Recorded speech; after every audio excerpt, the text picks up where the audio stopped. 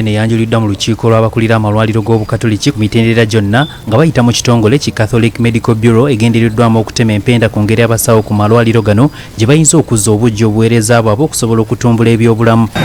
This assembly we review the issues that we have gone through in the previous 1 year and under which we performed or we worked, and therefore we review our performance in the context of the situation.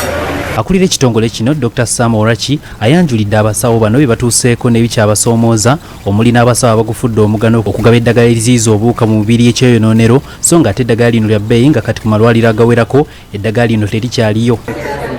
Increases the risk of creating antimicrobial resistance, but also it increases cost, because if your treatment could be, if your disease, your flu requires taking in more fluids, keeping warm and the rest, and then you're given antibiotics, you are spending much more money than you should. Dr. Samuel anenyeza n'abalwadde abalowooza nti okukubwa empiso y'engeri yokka gye bayinza okuyitamu okufuna obujjanjabi kyagambye nti kino kikyamu ekireetedde n'abalwadde okugaana ebika by'obujjanjabi eby'enjawulo. Sometimes even the communities go and pressure health workers to prescribe injections and antibiotics. So the appeal is not only to health workers, the appeal is also to the users, the communities who go to the facilities, that we need to change our mindset and know that drugs cannot only be effective when they are injected.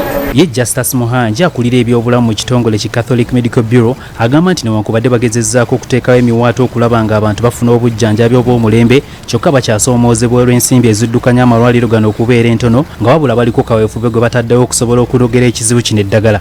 Kubanga ebyenfuna by'eggwanga generally n'ensi yonna bikalubyemu.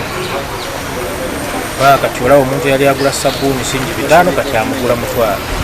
Kati kitegeeza n'ebyobulamu esente ezeetaagisa okufuna saavisi z'ebyobulamu nazo zikozeewo. Justice ayongerako nti basanyufu okulaba nga kati abakyala bangi bongedde okwettanira amalwaliro gaabwe kufuna obujjanjabi olw'obwesigwa bwe babataddemu. Bano bagamba nti okuva ekirwadde ki COVID-19 bwe kyajja kyaba okusoomoozebwa okw'amaanyi wabula nga ku kino baasalawo okwongera ku buyiiya mu mpeereza nga kati balina obusobozi obw'okweŋŋaŋa obulwadde bwonna.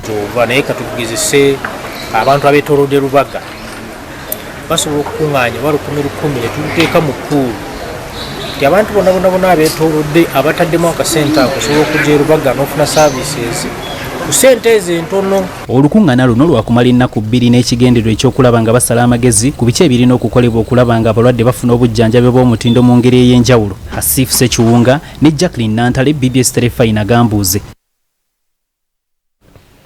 Gambuuze dakika tusigaza 13 zesigaddeyo tuyingire sawa.